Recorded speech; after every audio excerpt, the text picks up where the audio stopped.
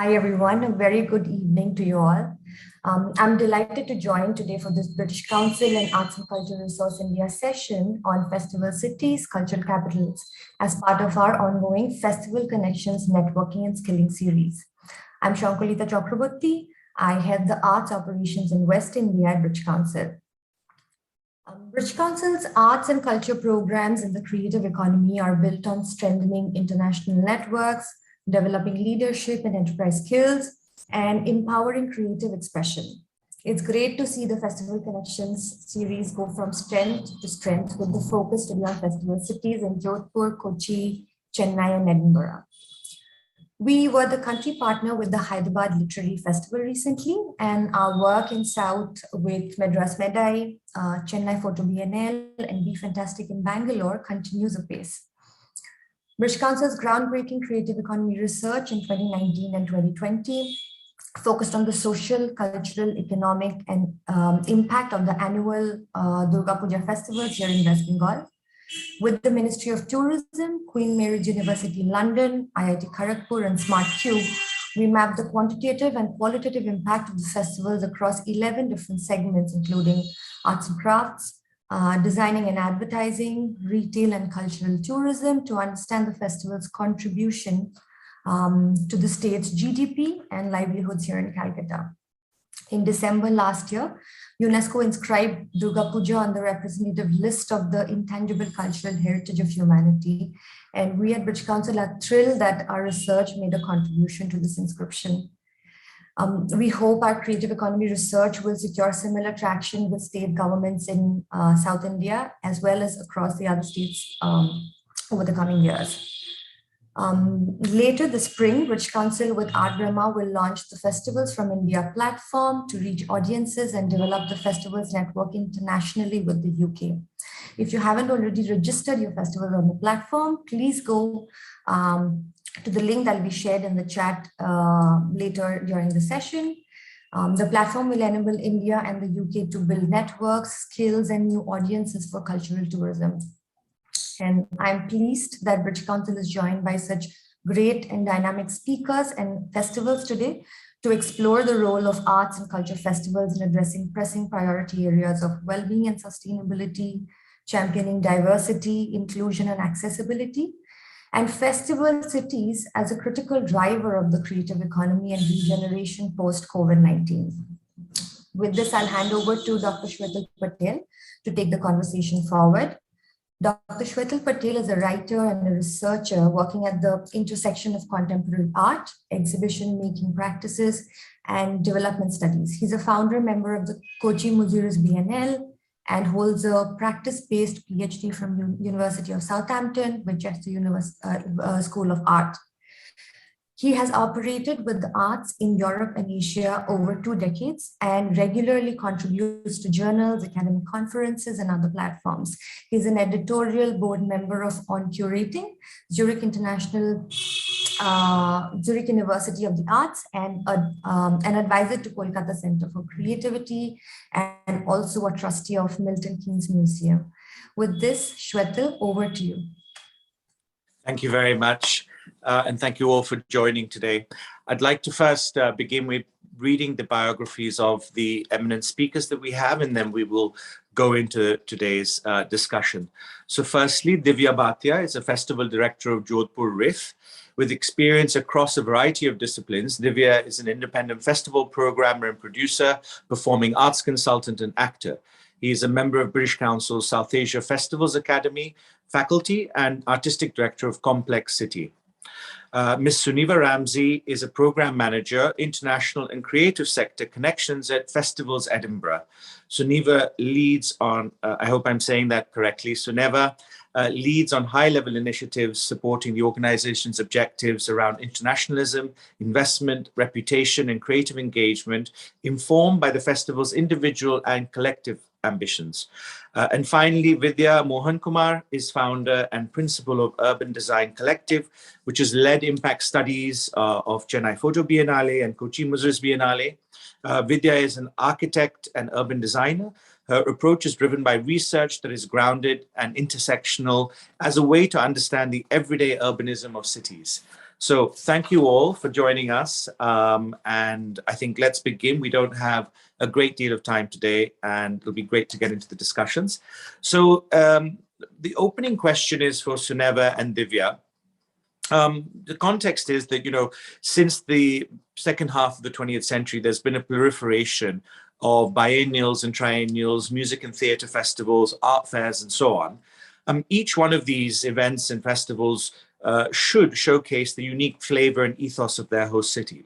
Could you tell us a little bit about your festival's local context and how this has shaped the festival in its evolution? If we can start with you, Suneva, in Edinburgh, and then we can go on to Divya after that. Thank you.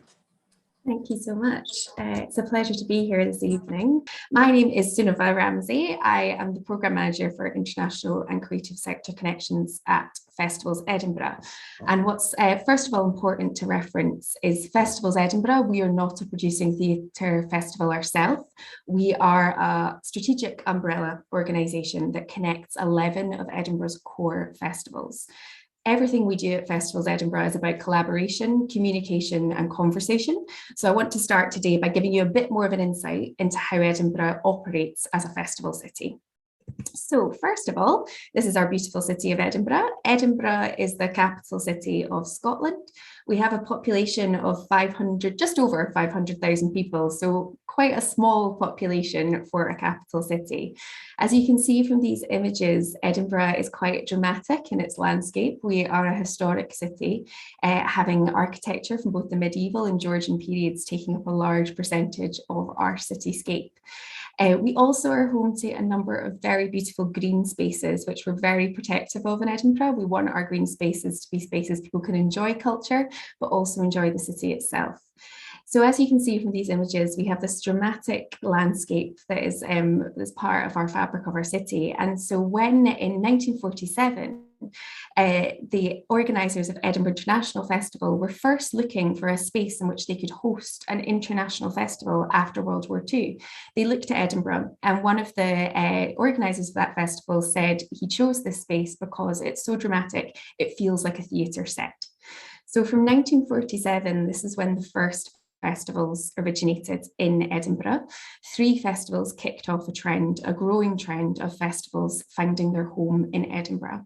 As you can see from this graphic, there's been several festivals that have joined the repertoire of different festival offers. And as you can see across this timeline, the offer gets more specific as we look across these years. It's really about audiences dictating what they want to see and finding a home for that in Edinburgh under a particular banner. So as you can see, we do have quite a diverse cluster of festivals that Festivals Edinburgh represents. I'm going to give you a very quick whistle-stop tour into the 11 festivals that we're connected with. If you have further questions, please feel free to put those in the chat box and I can give you more info.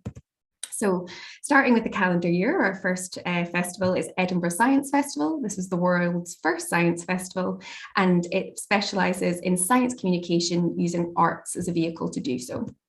We then have Edinburgh International Children's Festival, which is one of the world's best international and UK festivals, specialising in dance and theatre for children and young people aged 0 to 18. We then have Edinburgh International Film Festival, which is the world's longest continuous film festival, and it hosts premieres from UK and international filmmakers. We then have the Edinburgh Jazz and Blues Festival, which is the UK's largest independent jazz festival. And then we move into the August season, which we call peak season.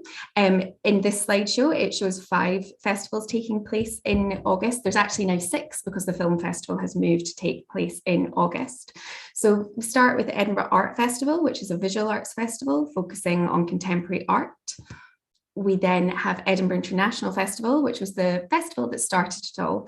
This is a curated festival which showcases the very best of international and UK theatre, dance, music and opera. And as the other side to the coin, we have Edinburgh Festival Fringe. Often when you hear people speak about the Edinburgh Festival, they're referring to the Fringe, and that's because it's the world's largest open access arts festival.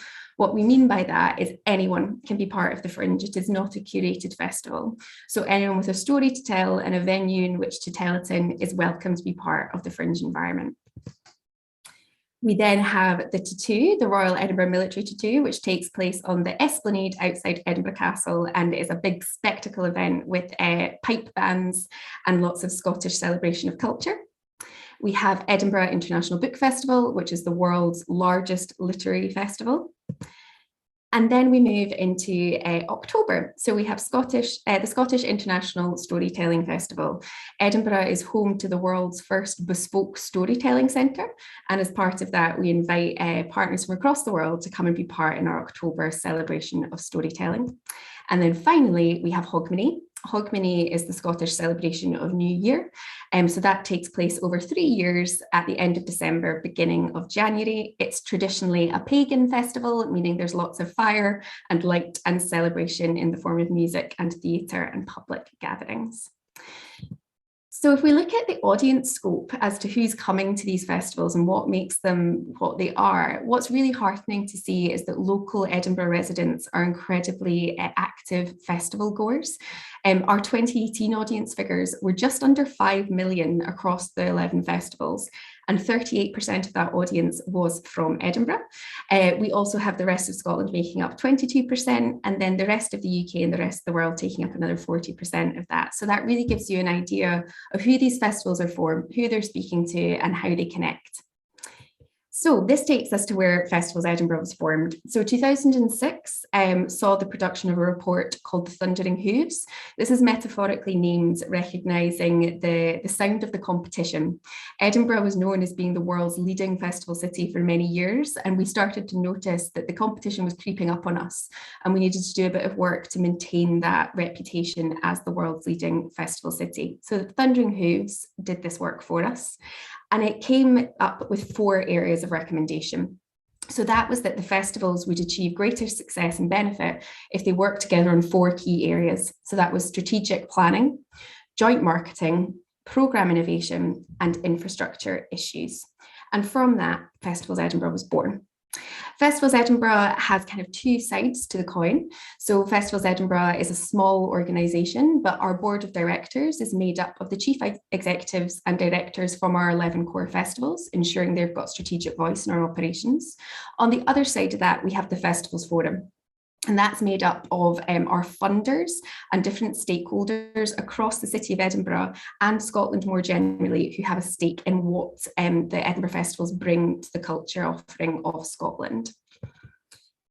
It's then probably useful just to have a little bit more of an in-depth look at Festivals Edinburgh's mission. As I said at the top of our presentation tonight, Festivals Edinburgh is all about collaboration. We want these 11 festivals to have the opportunity to learn from one another, identify challenges, and grow from those points. So if we have a look at our mission and our priorities against that, there's 6 key areas there. So advocacy, we speak a lot on behalf of the Edinburgh Festivals to both Scottish, UK government and international partners. Skills, particularly with the pandemic, we've been doing a lot around skills and innovation and building on the development of our festival teams. Marketing and investment, speaking and to funders, selling the message of what the festivals do and why they bring such benefits to our city. And leadership, making sure we're really at the forefront of conversations so that we can have engagement with the widest possible audience and stakeholders from across the cultural sphere. So we did an impact study in 2015, which I just want to finish off with some key points from this to give you an idea of the values and benefits that the festivals bring to Edinburgh as a city. So something that's very heartening to see here is 89% of the population of Edinburgh say that they love the festivals and that the festivals make Edinburgh a better city in which to live. One of the other brilliant things is that the festivals serve as a crucial tool to year-round cultural development. 68% of people say that attending a festival event makes them more likely to interact with the cultural offerings in Edinburgh that exist in a year-round space. We also are a key player in job creation, creating over 5,000 bespoke roles attached to the festivals. And then perhaps most importantly, particularly as we find ourselves coming out of the pandemic, 75% of people agree that the festivals offer an opportunity for communities to come together. And that's what we're really proud of at the festivals, is this opportunity to connect and learn from one another. Here is just a little tab of where you can find out more information. And thank you so much for having us tonight. I'm really looking forward to hearing more of the conversation. Thank you. I'm sorry. Thank you very much, Suneva. That was very, very enlightening. I think lays a lot of the groundwork for what we'll be discussing today. Divya, would you like to chime in on your festival and its local context? Sure. Thanks, Shwetal. Really, what I'm going to be talking about is providing a context for which we can then discuss the relationship between festivals and cities. To begin with, I think what's interesting for us is really to get a context, not just of Jodhpur city, but really of the state. Because when we started the festival, Jodhpur really did not figure in any major way within the context of either the cultural or the festival ecosystem in the country. So this is a little snapshot of what the state is. I think it's just important to note that the state is mostly desert. But at the same time, it has some very distinctive cultural regions. Now, this is that little percentage of the state that's green, which hangs around Udaipur. And this is really the Aravalli Mountains, much older than the Himalaya, for example. But most of the state is like this, right? It's desert. And this is, of course, an earlier picture about 25 years ago of what the Pushkar Camel Fair might have looked like. But the reason I bring this in, because on the face of it, while it looks completely bare and dry, really what we are talking about is this, right? This is really the energy and the ethos of where the people and the cultural aspects of Rajasthan come alive. So just to give a little bit of context for some of us who may not be familiar, Jodhpur sits closer to Delhi than to Mumbai. I live in Mumbai, that's why you see that trail going up. And I do that route very, very frequently. But coming to the festival now, a little bit of the background on really where the festival was coming from is that we need to just spend a little bit of time looking at what the music scene was like in Rajasthan, the folk music scene in 2007, which is what, 15 years ago. Quite clearly, the approach to folk music was non-existent. It was considered to be low culture and really there just to support tourism. The musicianship or the traditional artistry was seen as being of no value and the aesthetic was seen as being outdated. And as a consequence, the performing art forms were languishing. But more significantly, artists were not being recognized. They were nameless and faceless. There was very little income they could get from it. And they were completely marginalized thanks to both nationally and internationally because of the predominance of classical and Bollywood. Now that's the folk music general scenario. But Jodhpur in that sense was no better. Before we talk about Jodhpur, let's understand nationally speaking, the folk traditions were not considered to be important, mostly because they existed in rural poor communities. There was lack of education opportunities. They were considered to be backward castes. And in the city of Jodhpur, there's a phrase in India which we say, "Ghar ki murgi dal barabar," which means that even the meat coming out of your house is equivalent to lentils, right? So the folk musicians were just not seen as being of any value whatsoever. But more about Jodhpur, interestingly, unlike other cities in Rajasthan, Jodhpur is the city of professionals. It's where the state high court is. It's where we have JOSA, which is the Jodhpur sub-area headquarters of the Western Command of our national military. And there was mining, refinery, agri-businesses, really nothing to do with tourism.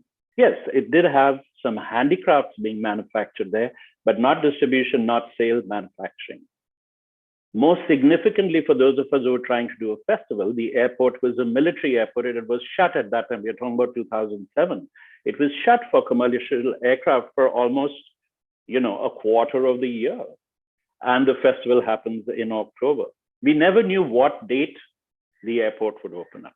More significantly, it was not a tourist destination, but was a half-day halt for people on the way to Jaisalmer. So as such, Jodhpur did not exist in the mind space of the nation. And even though it boasted of Asia's best fortress, the Mehrangarh Fort, it was seen as something that was for people like Elizabeth Hurley to get married in, or Naomi Campbell to have a birthday, or New Year's, parties for celebrities, etc. And if anything, it was for a transient tourist on their way to Jaisalmer. The fort itself was seen as part of royal history, and royalty was seen as something of the past. Good for a one-time visit to the museum that existed in the fort, and that was it. The perception was that the Maharaja was great. He was really a good benefactor, but really the fort was not theirs. And there was a little bit of dialogue between the city administration and fort management, but nothing amongst the civilians. So we had two challenges. There they are for you. I've tried to keep it as conversational as possible, really how to build a new ecosystem narrative for folk music. And Suniva, I've worked a lot in Scotland and worked with folk musicians, so I know, what festivals like Celtic Connections have done. I've been fortunate to present at the Jazz Festival, the Fringe Festival, and at the International Festival. So I know, for all of us, the aspiration is to have a city like Edinburgh in terms of its festivals. But really, what would it take for Jodhpur to embrace a single festival, the fort, So we had some strategies, and this is really the focus point. Quickly going through it, you can have a read through. I'll just point out a couple of things. One of the things we did at the festival, which was that we presented only live and original work. There was nothing pre-recorded. And so much so in celebrating the live, we didn't allow people to record, even on their mobile phones, videos or take photographs of events taking place. This was ticketed events. Free events was fine, but not the ticketed events. Interestingly, we did no audience types. We didn't arrange transport. We didn't do bookings for audience as a means of getting the city involved in benefiting economically from what the festival was offering. Most importantly, we wanted to make the fort accessible in every which way after hours to anybody who could come in. And the ticket prices in the early years were quite low. Also, we wanted to do away with the fact that the fort was this thing that sat in the background of the city. We wanted to make people feel that this is their thing and that the world was looking at Jodhpur. As a decision, the idea was the festival would grow the city at the pace of the city. So now just to quickly give you a sense of what the festival feels like. So we had to showcase Rajasthan, not just Jodhpur. That was really to bring the meat around the bones. If Jodhpur was the bones, the meat didn't lie in Jodhpur. Eventually it might come there. So this is like the only camel herding community still left in Rajasthan. We've showcased a lot of traditional instruments, traditional artists in very different ways, including indigenous artists. There was no festival in India, contemporary festival in India, that showcased indigenous artists. We were talking about that was, thinking about inclusion, thinking about diversity. It was there built into the ethos of the festival from day one. Different dance and music forms, male and female workshops. We brought those in which didn't exist in Rajasthan. There were no theater workshops, there were no music workshops. Getting interesting and unusual performances from root traditions. This is men dressing up as women and dancing, right? It's actually a traditional performance style, but just totally away from what the city knew of its own culture, a state culture. We brought women to the fore, which otherwise were completely hidden when it came to presenting folk artists, not just from Rajasthan, but also from the Northeast and other parts of India. And now you'll begin to get a taste of what the festival looks and feels like. This is the setting for our dawn concerts. People began to engage with this space in a completely different way than they had earlier. This is a nighttime with the fort in the background. You actually get a 360-degree experience of the fort and the city as you go through the festival. This was our free open city concert. You got an insight. We built in the performance so that they sort of were site-specific in a way to what the spaces that were being offered. Mind you, we are still trying to get the city to buy into the idea that the fort belonged to them and their experiences were valid experiences. Traditional artists, these people with disability, these are sightless musicians, and also showcase the festival in a way for the common person. By common, I mean the ticket buyer in a way that a celebrity might experience it, no difference. Now, this is really what the building looks like. And Suniva, I'm sure it'll remind you of the wonderful castle in Edinburgh. But we also did things in the city. We did things that nobody else happened. We took over streets Everybody sat down, people were on top of their rooftops looking at performances. So really it was finding ways to bring in entire hordes of audiences, thousands of people. Also free access to anybody who called themselves a folk artist. No tickets for anyone across the country who was a folk artist. But most significantly, we engaged with schools. We're the only music festival in India that has a dedicated students program where we feature almost 80 artists for over 4,000 school children. And this is, I would say, the most gradual, sensitive, and strongest way in which we've been able to engage with this city. This is what has made this city. So exposing children to traditional performances, dances. So here it is, really. Now I'm coming to the end. This is what Jodhpur is, but it's also what we wanted people to see Jodhpur as, weaving itself into the contemporary ethos of this city.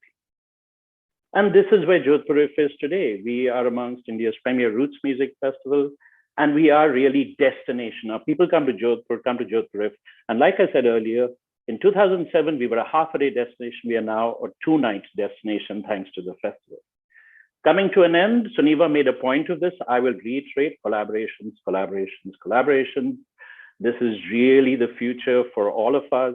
And Jodhpur really has been doing that. You can see there, Suniva, we've got Celtic connections, the Edinburgh International Festival. Now I come to an end. I'm just going to leave you with a few images of the festival. So Shwetal, and then we can move on. This collaboration. Thank you, Divya. Different views of the festival, artists from all over. That's Cuban Rajasthani, that's American. This is Manu Chao, European superstar. Audience enjoying the port. And of course, the festival takes place at the brightest full moon in North India. And I leave you with that. Thank you very, very much. Thank you very much, Divya. Two very contrasting examples that were very, very rich. And of course, we could spend an entire session talking about either of these case studies. I'd like to move on to you, Vidya. Your practice and your research, you've worked extensively on impact studies, in particular the Kochi Musris Biennale, but also the Chennai Photo Biennale. Can you tell us a little bit about their local context and also the impact that the city has had on these projects and vice versa? Thank you. Thanks, Shweta. As you had introduced me, I'm an architect and an urban designer, and my interest in the festivals is in trying to understand their impact on cities and how the creative economy, in a sense, sort of influences our cities. So that's where I position myself. And it's been a wonderful journey working with the Kochi Biennale Foundation, where we actually had an opportunity to do their impact assessment study in 2016 for their 2016 edition, where we also, while we were doing that, we covered the previous two editions as well. I'm just going to quickly show up a few slides that you can see where I'd like to share some key findings from this particular study. Before I sort of like talk a little further on this. Is my screen visible? This is the impact assessment study. This was the first attempt to capture Kochi's rise as a creative city, a city that is emerging as a forerunner and writing its story of economic growth by leveraging the power of the creative economy. It's the story of progress through cultural infusion, and it's a story of a place where art can flourish. This was our starting point for this study. In terms of the approach and the scope, we took a framework, or rather we came up with a framework where we presented the findings under three heads. One was where we examined the sociocultural impact of the Biennale on the city, as well as the economic impact and impact on the physical form of the city itself. This takes on the morphological dimensions. So if you look at the three impact areas, when we look at the socio-cultural impact, our starting point was the various stakeholder groups that were impacted by the Biennale. What you see in this diagram on the right, the very right, is the levels of impact. So the levels of impact we noticed were at the scale of the exact location of the festival itself, and further extending into Ernakulam as a district, and then Kerala as a state, and then the country, and then the world. So there was We noticed that the sociocultural impact, sort of had this, hierarchy of levels that, where we could see the impacts. What you're seeing on the very left-hand side was all the methods that we employed to conduct the assessment. So just a quick run through of the findings. If you look at the impact level of the exact location where the festival happens, which is Fort Kochi and Matanjeri. So we noticed that, 25% of the households, attended all 3 editions of the Biennale. Now, this is like fascinating because, for something that, is, largely perceived as an alien concept, for 3 editions down, to notice that so many people had actually attended it from the local context was very heartwarming. 80% of these treated the Biennale as a place for social gathering, a place to be visited with family and friends. And while there was a free pass on one day of the week, only 14% of them used this. So it was seen there was value in actually visiting the festival with their family and friends. 98% said hosting Biennale in Kochi was a positive thing, and 96% said that they will surely attend future editions. If we move on to the scale of Ernakulam, the larger city and the district itself, the arts and medicine program, which was conducted at the government general hospital, had a wide-reaching impact in terms of who it was touching and the sort of healing impact of the art segment. So this is a quote by a noted flautist: even for the people in distress in agony, a musical performance is like a drop of water in the desert, which gets absorbed as soon as it reaches the ground. The Kochi Biennale Foundation has made that possible. If you look at the next level of impact, which is the largest state, the Art by Children program, where workshops are conducted for school children across the state. So many, over 5,000 participants, over 5,000 students have been impacted by this program. That's a picture of the Chief Minister of the state visiting the gallery, exhibiting the work done by the students through the ABC program. And these are some pictures of the students, sort of participating in the program itself. What was interesting was that 37% of the households that we surveyed stated that they are likely to encourage their children to be more engaged with arts-related fields, rather after the Biennale experience. So this is like encouraging because in our context where it's either engineering or medicine, to see that there is a shift in mindset amongst parents to let them pursue a career in the arts is actually something really, really, really interesting. The other aspect was how minorities found the Kochi Biennale to be a space for themselves, a safe space for themselves. And if you look at the larger India level impact, the Students Biennale, which covers which has participating colleges, like, the 2 editions that we saw, like the 2016 one had 54 colleges. And so many students, close to, like 500 students who have benefited through the exposure that this platform provides. The residency programs, of course, have similar impact. The global impact, if you look at it, provides for a lot of artistic exchange and engagement. Artists have always told us that the Biennale allows us to see what's going on internationally. There's peer exchange, also, works like this, Anish Kapoor's Dissension, which was shown first at the Kochi Muziris Biennale and later traveled to other venues. There are the residencies and the talks, all of which provide for various different audiences. The school students and the college students who come for educational trips have, are exposed to so many different concepts and themes that are, come through the works of art that are on display. Volunteers as well, have always reported a very positive experience, largely in terms of gaining experience working in the art sector. 33% have found jobs in the art sector after volunteering experience, and 20% shifted to the art sector after volunteering with Kochi Muziris Biennale. The visitors' experience, of course, talks more about the positive impact that it has on Kochi as a place itself, and that they're very likely to come back.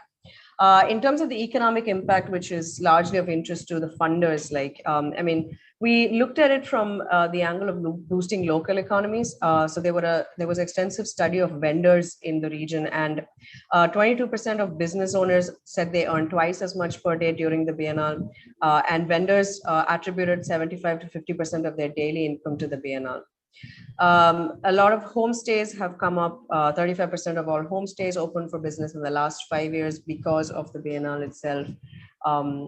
And then in terms of the movement economy, with rise of air traffic, trains, ferries, everything that brought people to, Fort Kochi, saw a significant increase in revenue.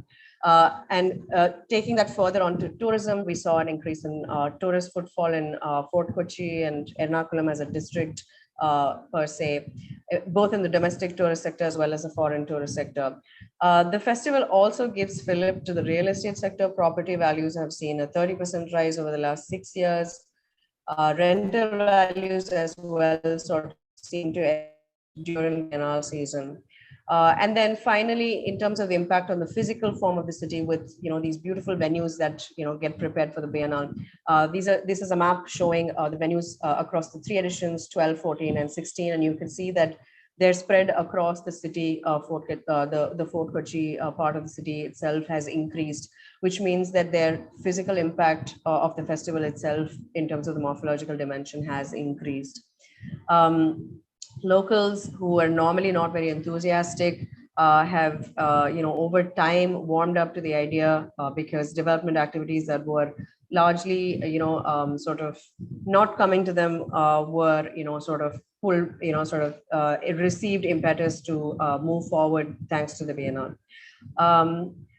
The visual dimension, of course, in terms of the physical, the streetscapes of the city that were, getting infused with art, the conceptual dimension where, everyone is starting to think about the city itself as the Biennale city.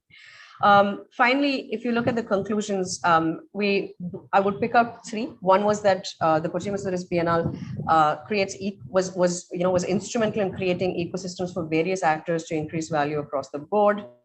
The second part was that it strove for resilience through a creative economy, and the third part was that it renewed cityscapes of Fort Kochi through creative placemaking strategies.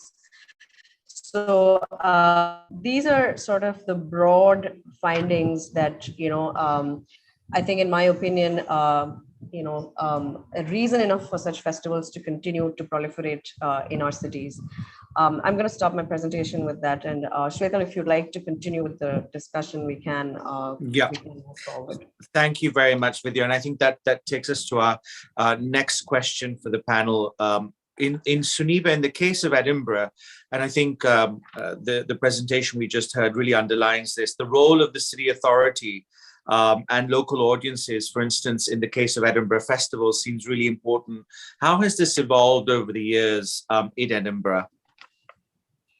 Interesting question, and one that there always is a tension in Edinburgh, I think, between who the festivals are for. And I think for several years there was a perception that the Edinburgh festivals often spoke about the economic benefits they brought to the city. In 2015, they brought in £313 million to the city of Edinburgh. And therefore, the focus was on the economic benefit and not perhaps the civic benefit, and thinking about what that influx of activity brings to our city as a whole. So in 2018, there was a fund founded by 3 of our main public funders in Scotland. So we're very lucky in Scotland that arts and culture does receive public funding from government.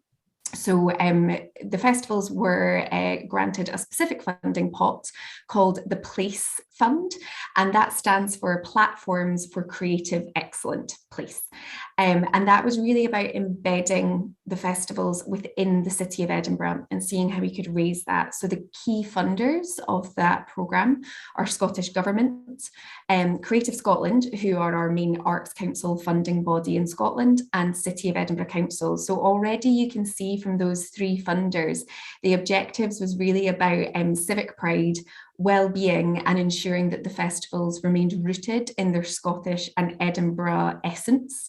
So there's 3 strands to the Place Fund, which was a 5-year programme ending in 2023. So the first of those is to strengthen programme innovation. The festivals don't exist unless they have the opportunity to put money into commissions, put money into partnerships, residencies, and think about the different ways that they could be working. One of the exciting things we've seen come through programming innovation is festivals thinking about different spaces in the city that could be performance spaces. So in Edinburgh, we're a very small city, but with quite a high concentration of cultural activity in the city centre. That programming innovation fund has really allowed us to think about place actively in terms of cultural activity being interspersed across the city. The next thread to that fund is increased creative development opportunities. So the way that the festivals have chosen to interact with this is predominantly working with informal and formal education partners. So the schools programming has really uplifted in the past 4 years, and the uptake in terms of schools who didn't used to connect with the festivals has really risen, which is exciting to see. But also as part of that, it's about skills development for the artistic sector and thinking about how we ensure that artists continue that opportunity to learn from others, learn from international partners, and really make sure that we're safeguarding that future talent development pipeline as well. And then the final strand to the Place Fund is improved lives for citizens and communities through culture. So there's been a real shift, I would say, in the past 4 years in festivals ensuring that there's community voice within their programming decisions. So it's not always about community engagement activity, and the festivals are prolific in that area in terms of taking things out to communities, but also making sure the communities come in to the city centre, have the opportunity to experience the offer. And at Festivals Edinburgh, we've recently been doing some really interesting research that I'll share a link for in the chat with University of Edinburgh, which is called Cultural Mapping Dispersal. And what you'll see when I share the link is we've overlaid the ticket buying population of Edinburgh. There are very wealthy parts of Edinburgh that sit right beside areas of multiple deprivation. So you can see where there's high ticket percentage buying, but then we can overlay the data about where there's community engagement and schools activity happening. And you see the pockets where there's really low ticket buying, it spikes in terms of community engagement and schools interactions. So Place has really enabled us that opportunity, thanks to Scottish Government, thanks to City of Edinburgh Council and Creative Scotland, to really think about how we ensure our festivals are for Edinburgh and ensuring that Edinburgh doesn't need to be insular. It's about thinking about the bigger opportunities out with our city and how we share those with others too. Wonderful, thank you. That's very, very interesting, and I think leads on to my question for Divya in terms of the urban context in Jodhpur. Divya, could you tell us a little bit about the festival's relationship to the host city and the urban planning and development, and how has this dialogue changed during the pandemic and now hopefully coming out of the pandemic? Yeah, it's I think from the administration's point of view, what they realized once Jodhpur became that attraction for people from outside was that they needed their city to look a little better. Fortunately, when the chief minister became, when Ashok Gehlot became the chief minister, Jodhpur is his constituency, and he's a big supporter of the festival. So the roads that lead up to it, now if you go up the route that goes to the fort, it's better. It's a little wider than it was earlier. Of course, I don't think the festival is the only reason for it. It's just that what has happened is that the festival has become the calling card for Jodhpur city. And even though people may not attend the festival in the city, they know about it, they're engaged with it in some way or the other. Now, inclusion, and I would say mental health and this whole thing of the pandemic, what it's done really, our primary concern is the artist, if I was to be honest, not just within Jodhpur, but across Rajasthan. So our focus has been there. But what we've seen happen that the city administration has approached us to work with us to see how we could involve musicians with music therapy, you know. So this is, of course, a bright, I would say, civil servant who's seeing something, knows something, is wanting to do something. but as the administration as a whole, the only thing they've come up with is that they want to partner Jodhpur. The city administration wants to partner Jodhpur if they want the festival to spread across the city. There is tension there. I'm picking up the word that Suniva used between the organizers of the festival, the fort management, and the city, because sometimes political ambitions tend to sway, and we're still not that good at trying to at managing political ambitions along with artistic imperatives. But broadly speaking, because of the festival not being there for 2 years, the excitement about its possibility happening in 2022 is greater. I must say this, I got a call from the Maharani of Jodhpur yesterday, simply to ask me that I was still on board for the festival this year, and that people were looking forward to something happening in the city, because really nothing has been happening over the last 2 years. But tell us the dates. Tell us the dates, Divya. The dates are from the 6th to the 10th of October.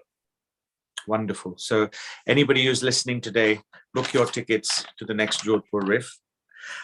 Vidya, I'd like to, we've just got just a little over 10 minutes. Vidya, I'd like you to quickly talk to us about the role of festivals in terms of creating this idea of cultural capitals or art capitals. We've seen the resounding success of Edinburgh's festivals. We've heard, of course, from Divya about how the Jodhpur Riff has really catalyzed the city of Jodhpur in manifold ways. Can you tell us about this phenomenon in the global south, and in particular about this idea of the rise and role of cultural cities or art capitals? So I think what we've managed to establish through our studies with the Kochi example as well as in Chennai is that one thing that these festivals are doing in a large capacity is broadening access across the board. Whether it's the diverse audience or the participation of diverse groups of people, I think it allows all of these players to make their presence felt through these festivals, and I think that's really very valuable to have these unheard voices find a platform. The other thing that I've seen from our studies that it does is that it allows cities to build a future with these diverse audiences, and especially with young people, and that's very important, particularly in the global south and in the Indian subcontinent.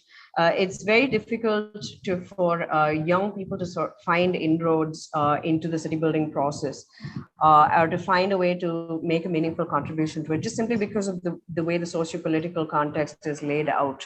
They're very less enabling frameworks for young people to be part of the sort of city improvement either strategies or implementation mechanisms. And I think these festivals sort of challenge that in some way, and bring forth the power of young people who can play a role in reviving environments. This is not just in terms of the artists who've gained exposure, or the students who've received a platform through these festivals. It's also the volunteers and the people that work in the sector, with or without experience. I mean, these are still very nascent fields. Managing a festival is not something that is, I doubt it is taught anywhere. It's something that comes by figuring out how to work with a team and how to make it happen, and everybody just has this vision, and it's just moving towards it in the same direction together. And I think those inculcate, that inculcates a lot of both leadership skills as well as ability to work with very diverse and difficult environments, which also have very less resources, like both financial as well as like material resources. And I think, the skills that are picked up in, through festivals like these are extremely commendable and add immense value at the individual level, as well as, in terms of the larger impact that it can have on a city. Thank you. Thank you. And of course, it's such a big topic, and we don't have time to really deep dive into that, but I have so many questions, of course, regarding all three presentations. But I think finally now, to move into the last section of today's discussion, I think we ought to address the three main issues or core challenges, let's say, that I think have come up or been highlighted through the discussion today. I think firstly is this idea of well-being and sustainability. Sustainability, of course, on a range of levels: financial, civic, environmental, and so on. And secondly, championing diversity, pluralism, inclusion, and accessibility, which I think that all festivals at their core would embrace those values. And lastly, what is the role of festivals and the arts as a mechanism to revitalize local traditions, local crafts, and things of that nature? All of this, of course, in the context of a multitude of challenges that we have today, from the climate crisis to the pandemic, to polarization in politics, and other sorts of catastrophe. Now, given these sets of challenges, which are particularly acute in some parts of South Asia, but I think we all face globally, I'd like to ask you all to respond to one part of this. So, Suniva, how does the festivals of Edinburgh address this issue of well-being and sustainability? If you can give me a very short answer, it'll give the other panelists time to also respond before Q&A. Thank you. We are actually working on what we're calling our Sustainable City Vision to 2030, which is allowing us the opportunity to really think about these topics in quite a focused way. So I'll share a link to that too. But a big underpinning of this is our approach to the climate crisis and how we ensure that environmental sustainability is a key part of planning and processes within the festival future. So we've been doing a lot of work to unite our objectives, think about where there are areas we can make collective impact through working together. So a lot of that's to do with research, benchmarking. We're working with a company called Beyond Green, who are helping us to better understand our emissions. And what we're really finding is audiences want to associate with work and with programs which have environmental sustainability built into them. We're also really excited. Edinburgh Science Festival is a lead partner on a toolkit that tries to help small to medium enterprises to look at how they can reach net zero as part of their operations and plannings. So really, I think where we can again achieve greatest impact is through working collectively, identifying collective solutions, and ensuring that when we're thinking about the future, our eyes are on how we get there together rather than singularly. Thank you. Thank you very much. Now, in terms of championing diversity, pluralism, inclusion, and sustainability and accessibility, Divya, how does the Jodhpur RIF do this? I know that you touched on some of this in your presentation earlier. If you can give us a quick takeaway about that in terms of Jodhpur and the festival, but also I think your wider vision in terms of Rajasthan, and I think that the example that it can set other parts of the country. Yeah, I think inclusion, diversity, these have been key pillars for Jodhpur from the beginning. Our core mandate is really to positively impact the livelihood of the traditional artists of Rajasthan. And all the traditional artists of Rajasthan find themselves at the lower spectrum of what we call the caste bandwidth. Caste is a problem, a major problem. And simply by having a festival in a place like Mehrangarh Fort, which really puts those artists up front next to the best artists from across the world, I think is definitely platform, but more than that is respect and recognition, which we find in India's caste system. We don't really, allow for taking place. So I think that's there. The diversity, yes, of course, we have a variety of religions, belief systems, etc. Is there space? And that's really the magic of Rajasthan. Rajasthan has a traditional syncretic culture, which puts the Muslim, the Hindu is singing Sufi songs and the Muslim is singing Ganesh bhajans. It's all part of it. Where does one get to see it? So we have to present that. And more than anything, it's also the senior artists who otherwise in India get eulogized in the classical space, but in the folk space, they are really, really cast aside. So we really create spaces for people like the living legends. In terms of sustainability, we are a no profit, no loss festival. And resources being important, I'd just like to highlight that we have an unusual patron in the Maharaja of Jodhpur, Gaj Singh, who in spite of whatever the administration wants to do, he's been able to support the vision. It's a collective vision. And I think individual benefactors, yes, of course, government as well, but individual benefactors, I think, play a major part in the arts. And in India, we're going to see, I think, the growth of such benefactors. I think Kerala is probably the only one which has a very strong government involvement in a festival like the Kochi Biennale. I wish there were more such governments in the country. Thank you. So do I. And lastly, Vidya, little bit, I think you touched on this, how festivals and events of this kind really help revitalize local traditions, local crafts, something that Divya has been highlighting in Jodhpur. But of course, we can talk about the international, but how does it affect the local?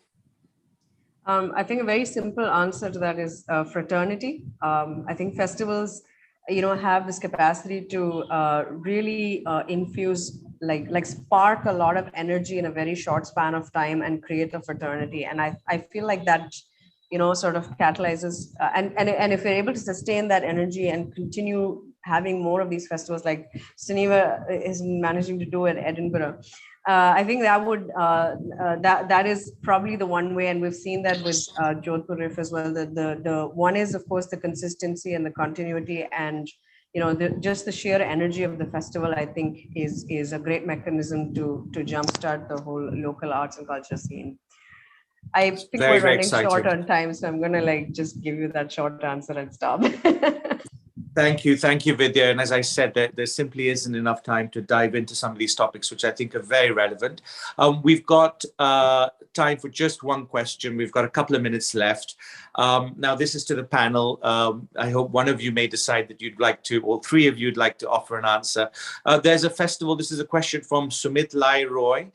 There's a festival in Kolkata. It happens annually and certainly celebrates the arts. It's called Durga Puja Festival, though the Bengali name is Sharad Utsav. Now, it's created more than 3,000 communities have been part of the creation of it, who generate their own funds. Now, the question is, would it help to have an organizing body for this organically grown festival? It's a very good question in the context of South Asia, where we have a lot of religious, social, secular festivals that are very bottom up, that don't have, let's say, an overarching organizing body.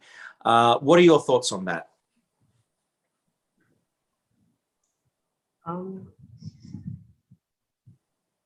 So the question is really, should government get involved in something that's organic and bottom up in this way? Maybe not, because I think the fact that they've sustained for so long organically is proof enough that they can continue. I don't think that, it's working well. Don't touch it. Yeah, thank you. I wouldn't. I think one is whether the government gets involved, and the other is about who organizes it. These are two questions, and I think there are so many festivals across India. I know of one, which is a snake festival in Rajasthan. On particular days you go and all the residents have snakes around them, and you walk around into the shop and the shopkeeper has snakes. Or you have something called the Geendar in Shekhawati, which looks like a mini Brazilian carnival in the middle of the night in a small village where, ex-residents from all over the world come to dress up like Jesus Christ, Michael Jackson, Mahatma Gandhi, women, and they dance all night. Now, who organizes these, right? So I think there is much to be said for countries like India, where the involvement of organized or the organization really is something that happens organically, either because of the cycles of the season or because of tradition, etc. There is merit there. Having said that, we find these are in the urban areas. These are few. The example of Kolkata is one. Dipti on the chat has mentioned Chennai. These are few, right? But when you're talking about complex cities like Kolkata and Mumbai, and the growth of cities like Jaipur, etc., where does the contemporary fit in? And how does the contemporary come up with roots? I think some organization, some drive is necessary. Absolutely. There's been some interesting studies on the organization of the Kumbh Mela, to the largest gathering of humanity, and so on, and very, very interesting case studies that have come out of that particular exercise. I'd like to end there. We've run out of time, sadly. I'd like to hand over to Dipti Rao from Artex for a vote of thanks. But I'd like to thank the three panelists, and I'd like to thank all the partners, including the British Council, for giving this opportunity today. Thank you very much. Thank you so much, Shwetal, and I'm going to echo you. First of all, thank you to you for moderating this terribly exciting conversation around festival cities as potential culture capitals. I think more and more we're able to see the tangible impact of culture and cultural festivals that they can have on a region. And thank you to you all for bringing insight into that particular aspect of the cultural sector, which is what Festival Connections is trying to do as a series. Thank you to Divya Bhatia, Saniva Ramzi, Vidya Mohan Kumar, who have shared all of your experiences and insights so generously with us. All of the data that you've shared with us is incredibly useful for all of us who are associated in some way, shape or form with the festival sector. And thank you especially to the British Council, to Shankolita, to Rosemary, to Jonathan, and everyone on the team for initiating the Festivals for the Future program, and especially for this Festival Connections series under the larger program. To our audience, thank you so much for taking the time to join us today. Please give us your feedback. You will have probably seen a Zoom poll pop up on your screen, just so that we don't send out another form. This is primarily to collect your feedback, and if you don't see it pop up, it should be at the bottom of your screen, or if you're on mobile, if you swipe through, you should be able to find it. And if you will all watch your screens for just a few more minutes, we'd like to tell you about the platform that Shankolita mentioned at the top of this session. It is a platform that is being created to support the cultural festival sector, and it's called Festivals from India. This is supported, initiated by the British Council and being built by Art Brahma. And it is set to launch in about a month or so. So we'll end this session once the video completes playing. Thanks again to the entire panel, to the moderator, to British Council, and to everyone who's joined us. I'd like the team to now play the video, please. Thank you all.